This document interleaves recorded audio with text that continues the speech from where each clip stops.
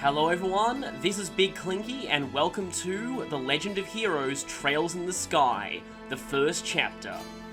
I already covered most of what I wanted to about this game in the preliminary video, but there are a few more things I want to go over here. Firstly, in my options, there's this thing here called Retry Offset. In this game, if you get a game over, you can restart the battle immediately. If Retry Onset is on, the battle will get progressively easier every time you restart it. I want to turn this off just to maintain the challenge a little bit. Speaking of challenge, when we go to start a new game, we have 3 difficulty settings, so I'm going to cover which of these I'll be playing on. I'm going to be playing on hard, but for this game it doesn't particularly matter which one of these you end up selecting, because the original release of Trails in the Sky on PC did not have difficulty.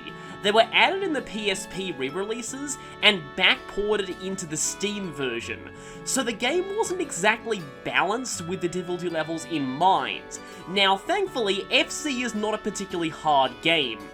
Like I said, you can retry any battle that you lose, you can save anywhere, and the game gives you 999 save slots in the Steam version.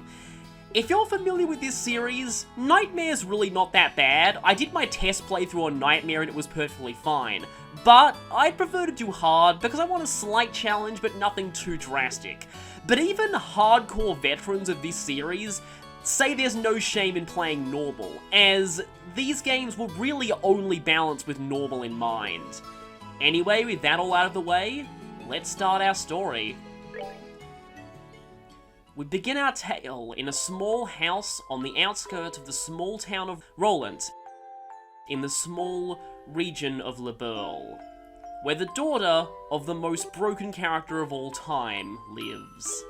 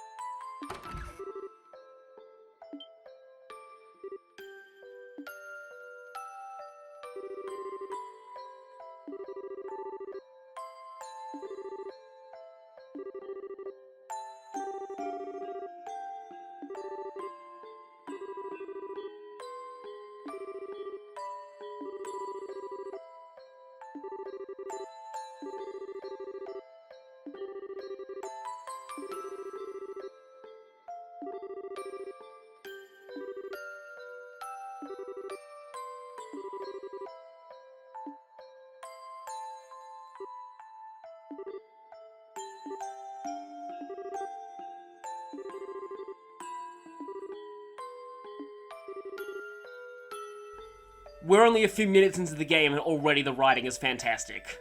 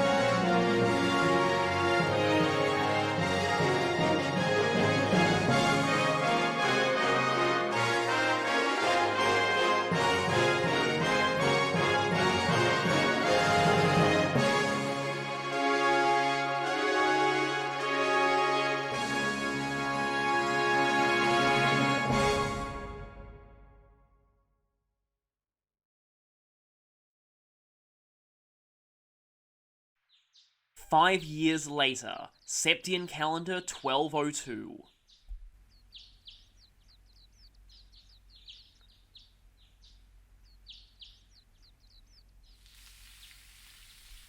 Cassius Bright is making fried eggs. Cassius Bright fact: he doesn't need a stove to make fried eggs. He can fry them just by looking at them.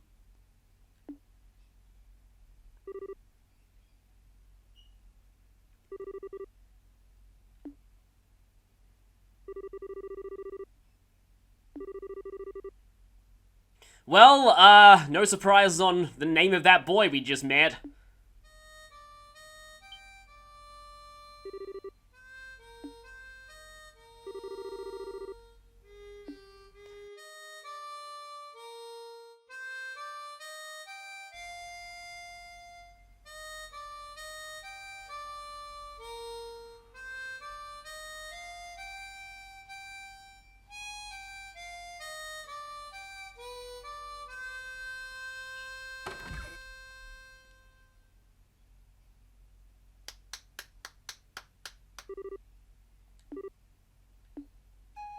I love this song so much. This song is amazing.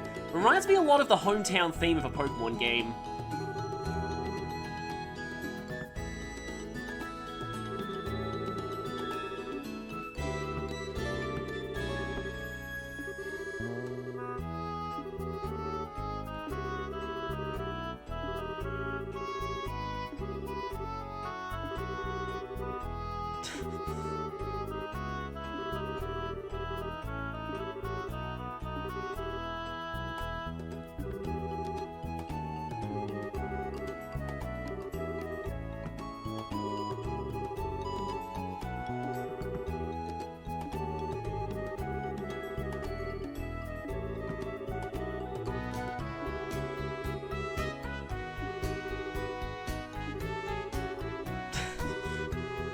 I love the interactions between these two.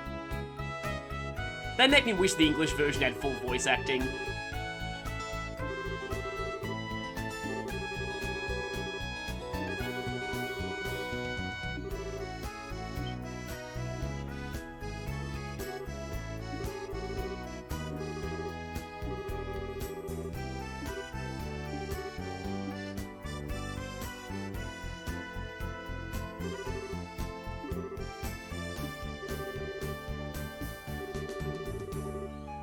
I don't think anyone says that. Don't worry, we'll find out what the guild is in a moment.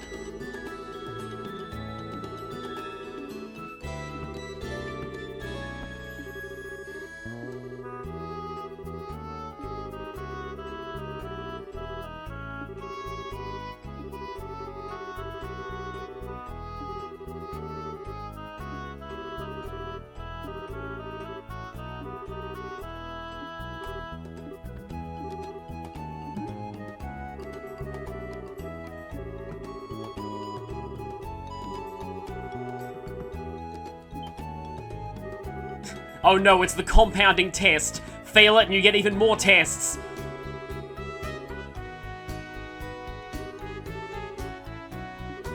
Considering you forgot there even was a test, I don't fancy your chances.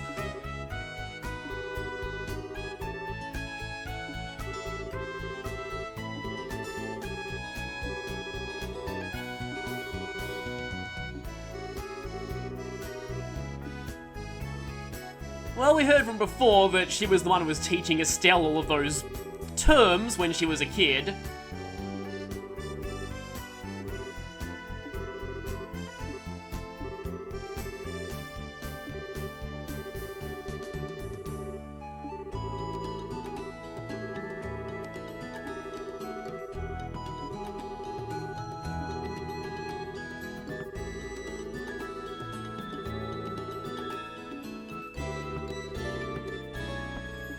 Okay, so our quest is, get up, take a test, buy our dad a newspaper. One of the more mundane starts to an RPG, I'll give it that.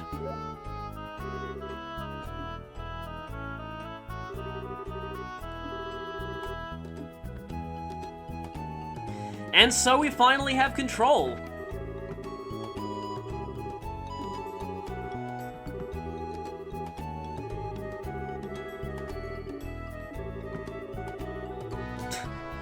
If you've never played a Trails game before, I would highly recommend talking to every NPC you can at every point you can.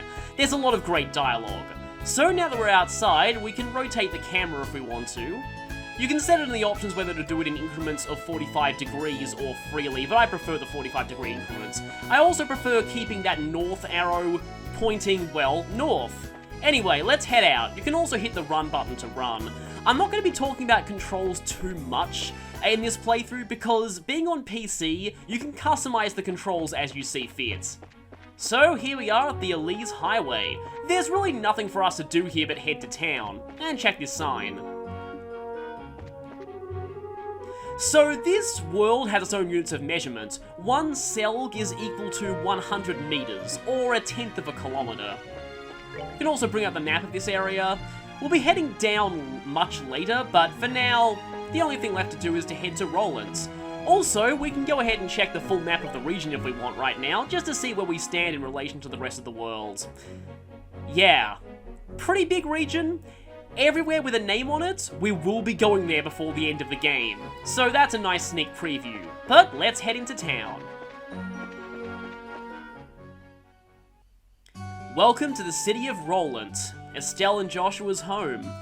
We'll be spending most of our time here for the prologue. We'll be getting very well acquainted with the various facilities here.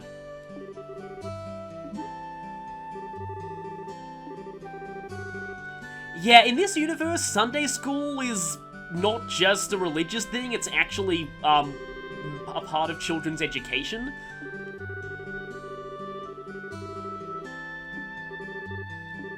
Don't worry, we will be finding out what braces are very, very soon.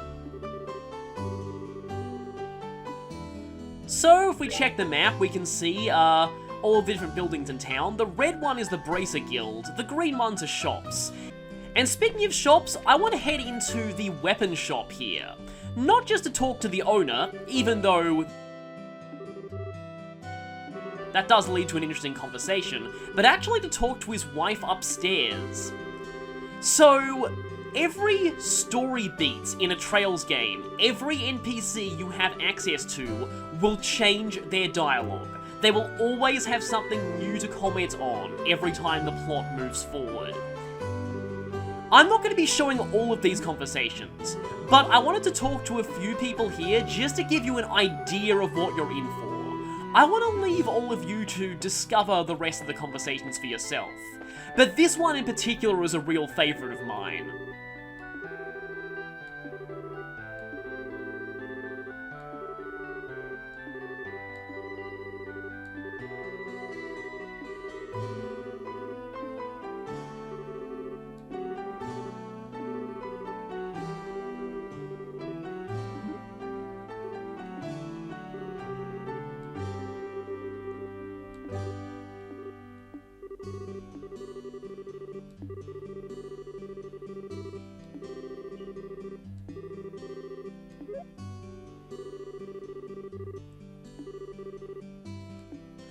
I just love how not only does the wife of a random shopkeeper have a very well established personality just from one conversation, but the characters will greet people that they knew growing up. It's just really cool. Just what RPG does that?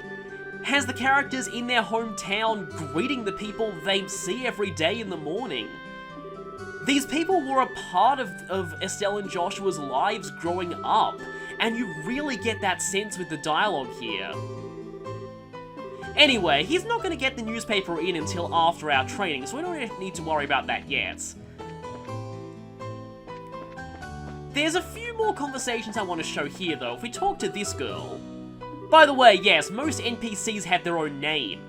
And the majority of these NPCs don't even have side quests associated with them. They're entirely optional. So it looks like that girl's got an admirer. Also, speaking of NPCs, this kid's pretty funny. I wanted to talk to her too.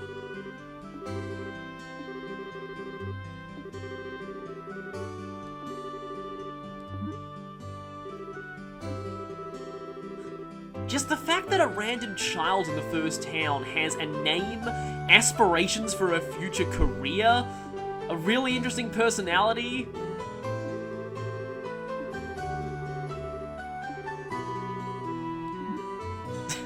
Yeah, she's also kind of leaning on the fourth wall there. I just love the attention to detail in this game's world. I want to talk to these two kids as well because let's just say they'll be important in a moment. Okay, so he's pretty adamant about the fact that he discovered something. Huh. Anyway, for now, we'll just head into the Bracer Guild.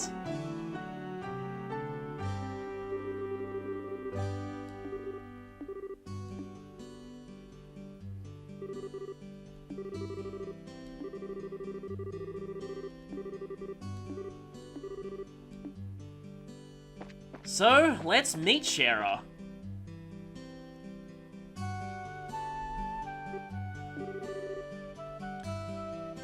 Okay, Hangman is self-sacrifice. Star, I believe, is optimism.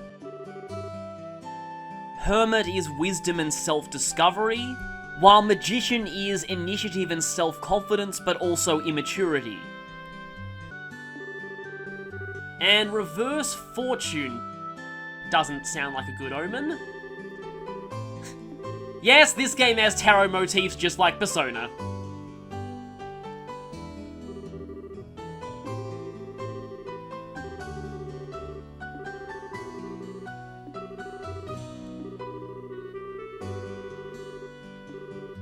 So this is Scheherazade Harvey.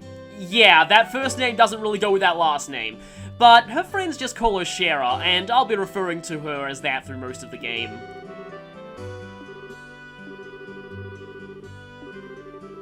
So she's kind of the protagonist's teacher right now.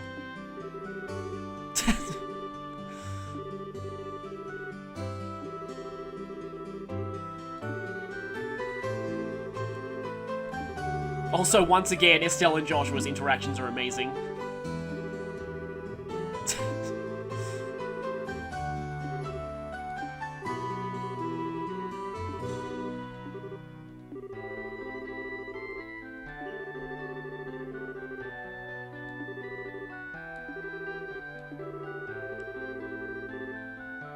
Yeah, tell me about it, going into all the symbolism of the Persona games that I play. Anyway, class is in session now.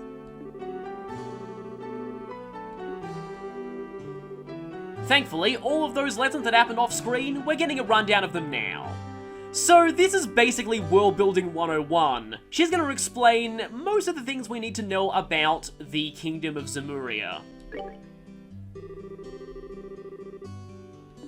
Orbments are very vital to the series.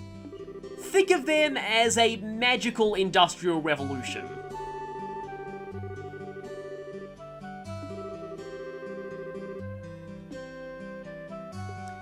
Finally, what are braces?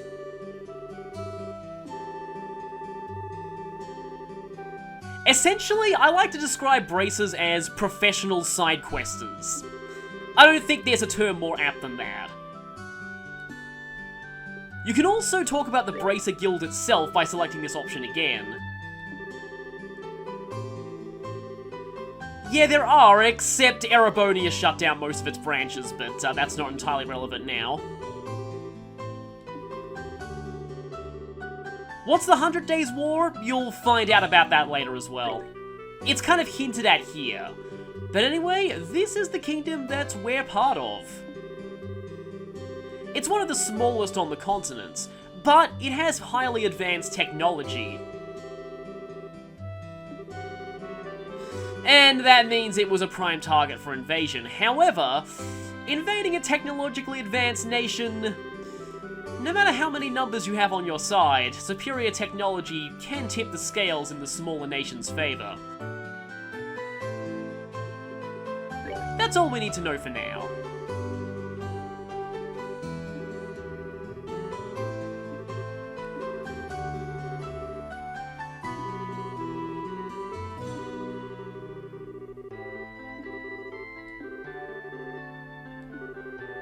And Hallelujah Chorus goes off in Estelle's head.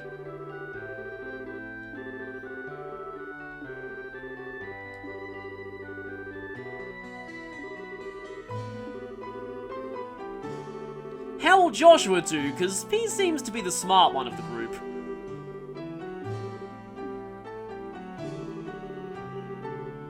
So here, as fitting for training for the Professional Sidequesters Guild, she's going to run us through how to accept quests. Firstly though, we need to talk to Ina over here to get our Bracer notebooks. These let us keep a log of all the quests we've accepted, as well as a whole ton of information. If you're new to this game, I would recommend reading the Bracer book now. There's a lot in there about how various gameplay mechanics work, and also this is amazing.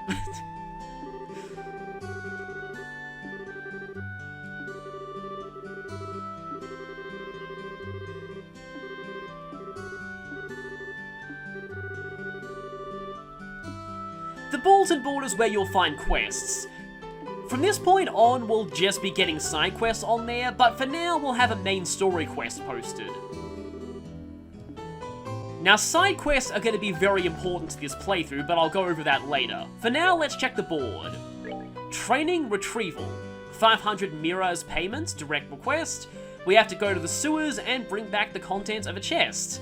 See Scheherazade for details. Well, she's standing right next to us, so that's pretty convenient. And yes, we now have an icon that lets us view the Bracer notebook whenever we want to, and confirm the details of any quest we've accepted. Make sure you check the bulletin board frequently, because sometimes new quests will show up that have very short time limits. Yes, this game has time limit quests, and yes, you need to complete all of them for a 100% playthrough, so if you're new to this game and don't have a guide, I'd recommend saving often if you don't want to miss any quests.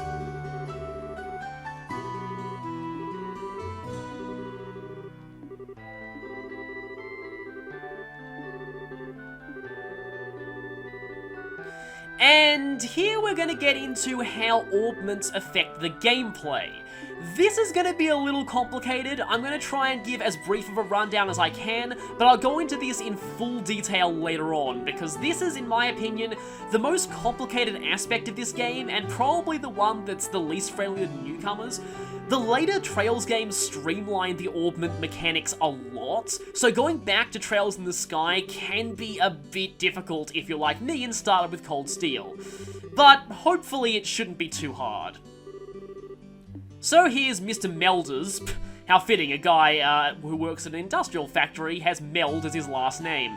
Anyway, he's going to explain everything we need to know about orbments. We already kind of went into these before, but he's going to talk about a few new things here. Basically, everything technological in this universe is an orbment of some kind. But you can use tactical orbments, or battle orbments, to enhance your physical abilities and cast magic. Basically, it's a hand wave for how RPG protagonists are one-man armies. And yeah, slots and lines, yeah, that's kind of complicated as well.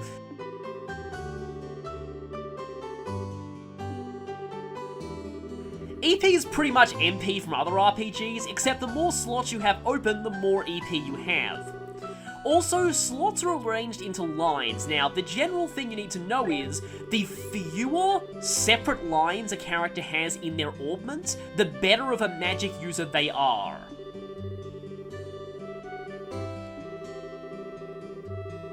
So in this universe, magic spells are called arts.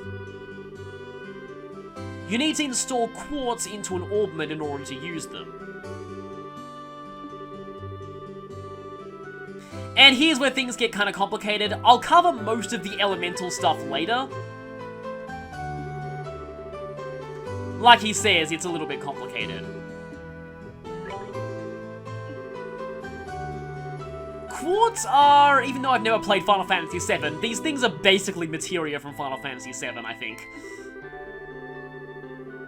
Also, some orbment slots are restricted. We'll get into that when we do the practical aspect of this tutorial. We need Seepith to make quartz. They're fragments of septium, which is basically gems in this universe, and they're either mined or found from monsters for some reason. Also, monsters don't drop money in these games. The only way to get money from battles is to sell the Seepith that monsters give you. As for why monsters randomly have Seepith on them, they're attracted to those kind of deposits, and I think they feed on them. So we have some Seepith, so we can synthesize some quartz for ourselves. Joshua's central slot on his orbment is restricted to the time elements, which is not a problem because time is by far the best element in any Trails game. You'll see why once we start getting into battles. But generally speaking, every element has a stat associated with it as well as a type of magic, and time is associated with speed. Speed is one of the most important stats in this game. So anyway, if we check our slots, Estelle has one open slot and we can't open any more yet. Joshua also has one open slot. But notice how Joshua has two lines, but one of the lines is much longer than Estelle. That means he's a slightly better magic user than she is.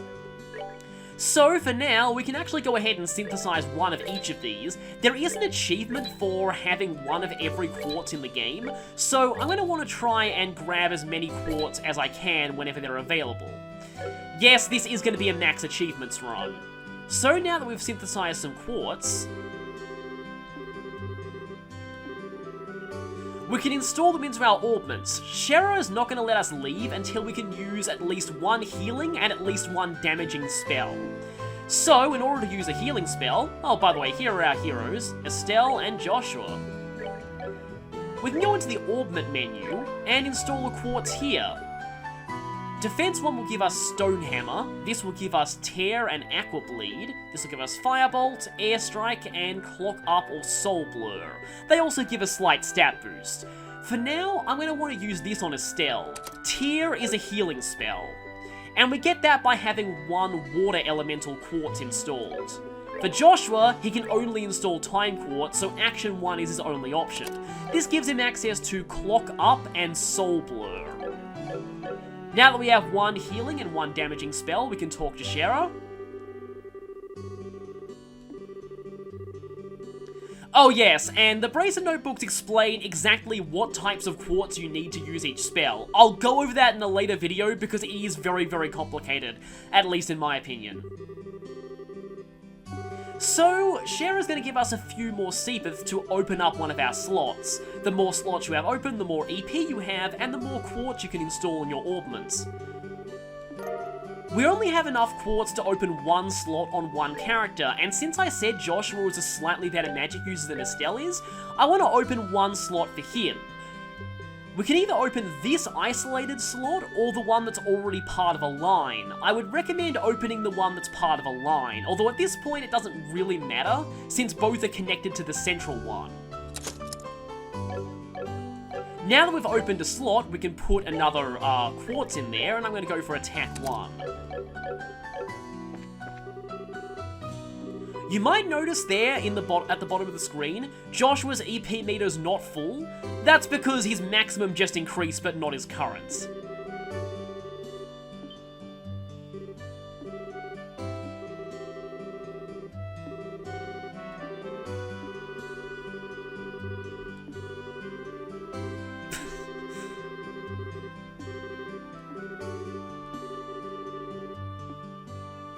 And she's gone.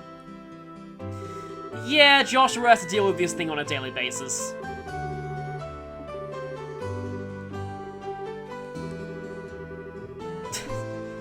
We'll come back there to make more quartz in the future.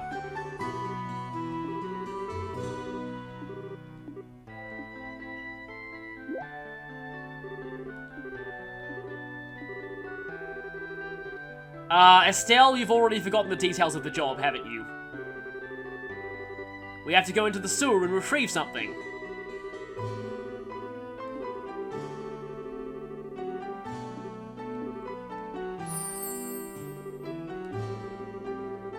Adios is the goddess of this universe, by the way. Estelle's memory really is like a sieve.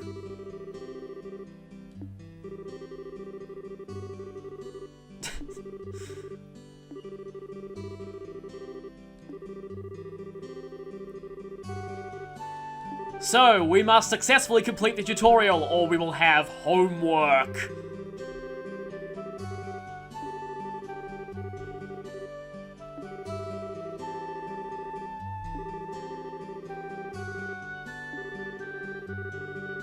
So yes, this is going to be a practical tutorial. And we also get some healing items and the monster guide. Shero will explain what that is right now.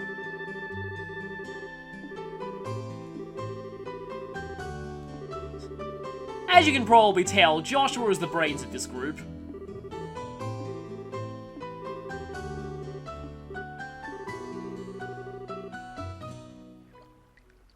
So, welcome to the Roland Sewers. The first thing to check out here is up in this little passageway. There's a recovery point over there. And since Joshua's current EP doesn't match his new maximum,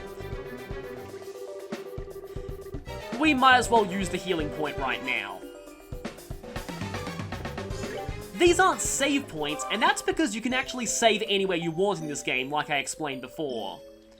And the Steam version gives you a really, really generous number of save slots. Let me just quickly show that off here. Yeah. But let's jump right into a battle and cover the basics of that. So as is usual in games where monsters appear on the map, if you run into a monster from behind, you get a preemptive attack, whereas if the monster hits you from behind, they get to go first. You generally don't want that. So, let's begin.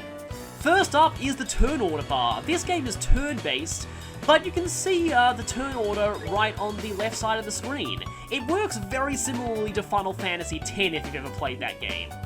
Anytime you try and take an action with a character, you'll get a visual indicator of when that character's next turn will come up. So for example, Estelle's next turn will be after these two doity rats have attacked us. Currently we can only attack and move. So this game operates kind of on a grid-based system, a bit like a turn-based strategy game. If you attack, you'll automatically go as close as you possibly can to the enemy and attack them. If you're out of range, the character will move as close as they can, but not attack, obviously. Something to note here is that, well, one, the enemies don't do anything here, they're taking mercy on us, and two, Estelle has slightly more range than Joshua thanks to her staff. So bear that in mind, she can be a little further away from the enemy when she attacks. However, Joshua's hitting a bit harder thanks to that attack 1 quartz I gave him. Overall, Joshua is a speedy glass cannon while Estelle is a jack of all trades.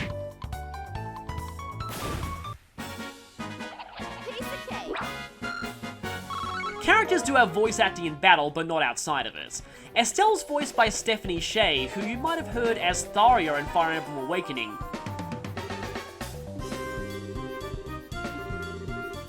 So here's our tutorial on how to use magic. So what this doesn't directly tell you is that all offensive magic in this game cannot miss, which makes it very useful against evasive enemies.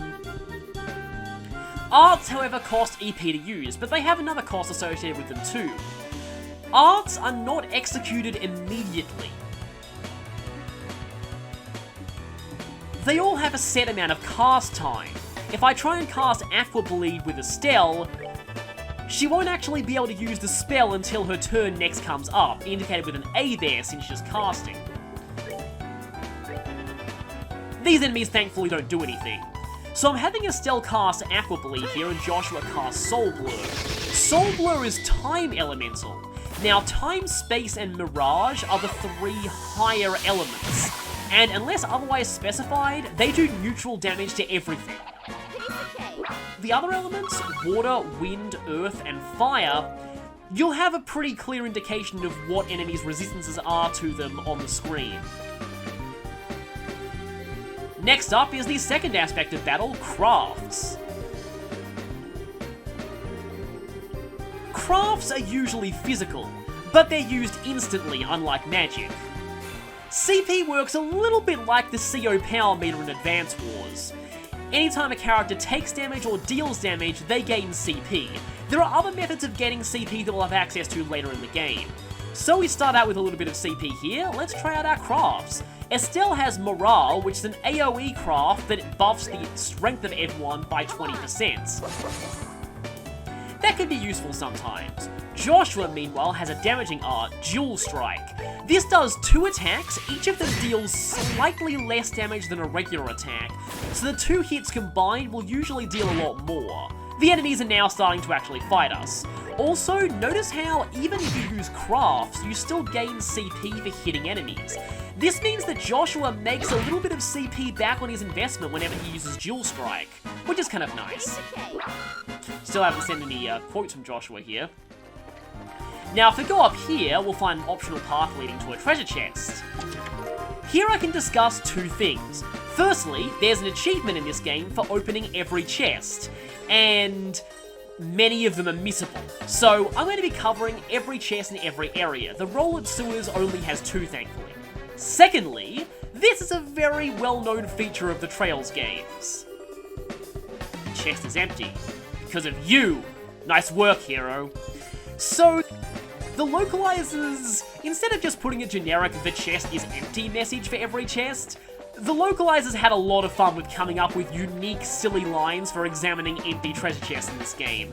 So I'd recommend examining as many empty chests as you can. So our next aspect of the battle system that we're going to explain here is our super moves, S-crafts, and S-breaks. Once you have 100 CP, you can use an S-craft. But if you're at the maximum CP, 200, the S-craft is more powerful. There are only 2 versions of S-crafts though. If you use an S-craft at 199 CP, it's the same effect as using it at 100 CP. As for S-breaks, we'll cover them in this tutorial. So right now, we're just barely at not enough CP to use our S-crafts. So Estelle's gonna go ahead and attack this enemy and get her S-craft. But wait! Her turn is over! She can't unleash devastation! Or can she? S-breaks are something unique you can do with S-crafts. You can use an S-craft at any time, even if it's not your turn. But only one specific S-craft per character can be set as your S-break. To use an S-break, we either press this button, and it's a little misaligned because full screen mode. On keyboard, you use 1, 2, 3, and 4 for your S-breaks, but I've set them to the right analog stick.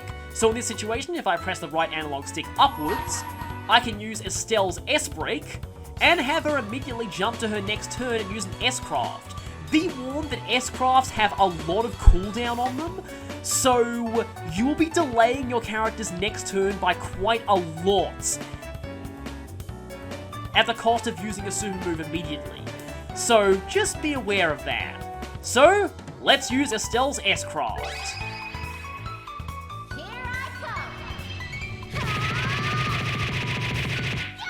The animations got a lot more impressive in later Trails games.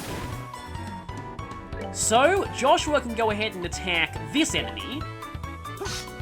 And miss horribly, okay.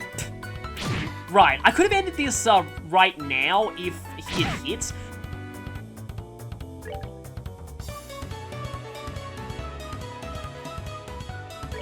So, let's hit this enemy, finish it off, S-break with Joshua, and end the battle immediately.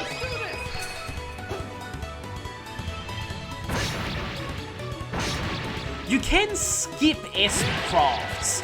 This feature was not in the Japanese version, apparently. We're good to go. Yes, that is Yu Narukami, aka Johnny Young Bosch, as Joshua.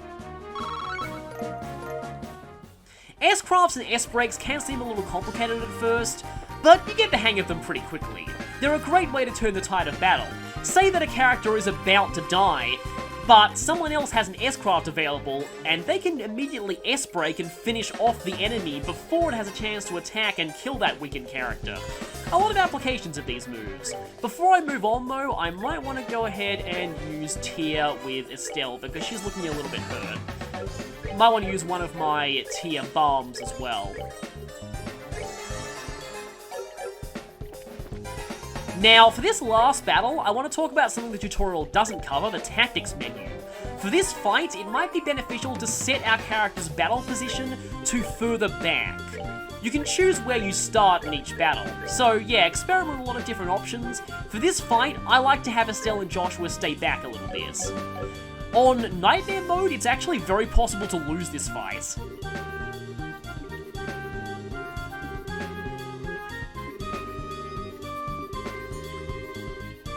So here's the final explanation for us. Certain turns have bonuses attached to them, such as an automatic critical, plus 10% strength, or 10% HP recovery. These work for enemies as well as you. For example, Estelle's gonna get a 10% heal here, which is useless because I just healed her. S-breaks are a good way to steal these turn bonuses, but casting magic is also a good way to delay your character's turn to the point where they land on a bonus turn. For now, I want to cast some spells to kill off these moths. Soul Blur being a time spell is actually very useful because not only does it do neutral damage to pretty much everything, it also has a 20% chance of feint status, which immobilizes the enemy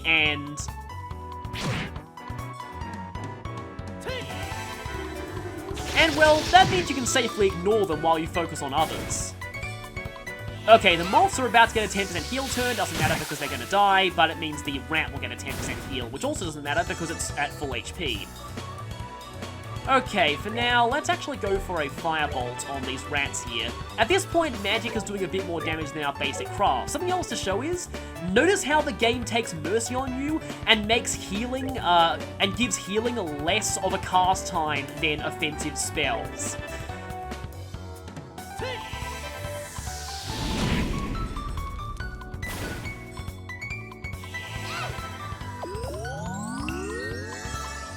That's incredibly helpful. That rat's still not doing anything. Okay, I'm just going to continue to use magic with us here, but maybe get a little bit of CP with Estelle. I don't think I'll get an S-craft in this fight, though. I should mention as well, there is a turbo mode, and that was faint status, by the way. Not that it's going to help at this point. There is a turbo mode in the PC version. I've currently set it to holding down the square button on my PS4 controller, so if I do this, I can speed up the battle immensely. Again, this feature was only added in the English Steam release.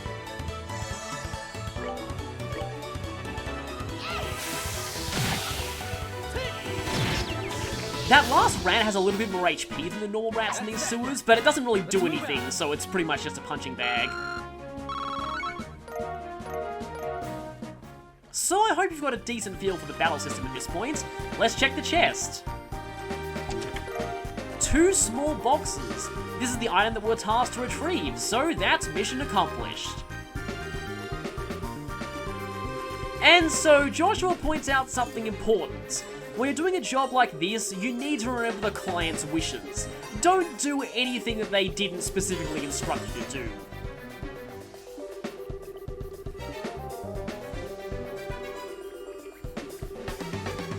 Yeah, we don't want all that effort to be for nothing, after all.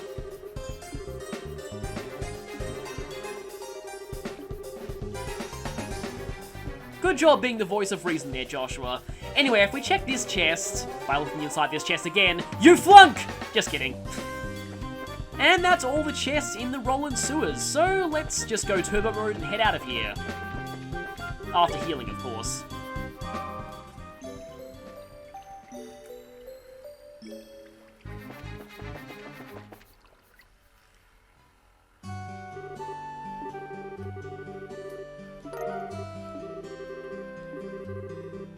Good job, Joshua, at convincing her not to do that.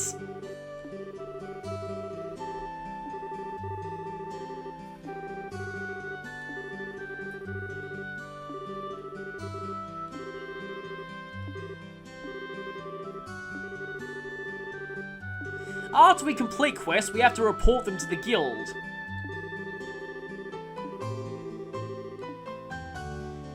Doing this is pretty simple, though. Except they do cover a few other interesting aspects of this.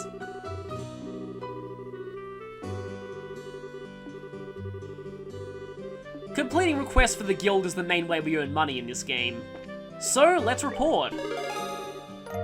We also get 1 BP. Cheryl will explain what BP is in a moment.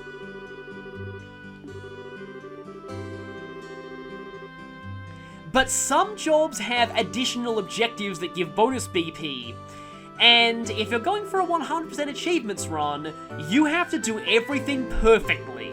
So that's also what I'm going to be doing in this playthrough. I'll be getting every single BP in the game.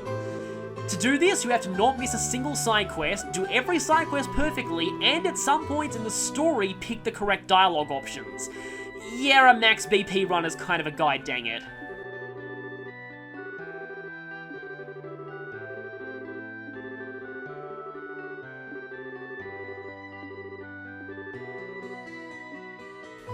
Ina's actually a very interesting character, but we'll find out more about her later on in the game.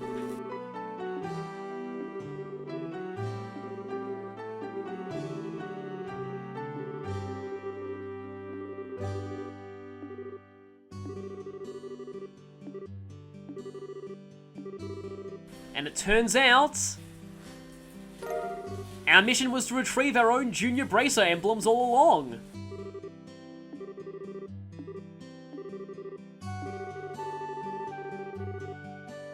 We are now junior professional sidequesters.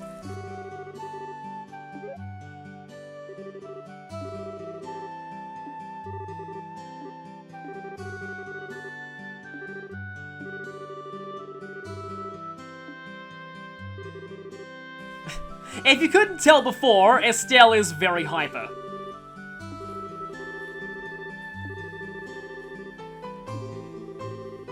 Shara's a more senior member of the guild. This means she was a junior once too, and successfully went through all of her training.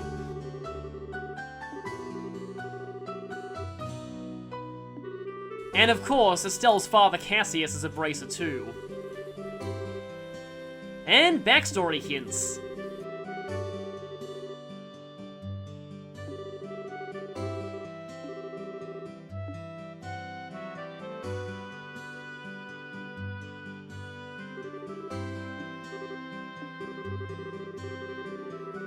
Some of the most legendary bracers on the continent even have their own nicknames. Estelle, you clearly don't know anything about your own father. Cassius Bright is kind of the equivalent of what would happen if all Chuck Norris facts were actually true.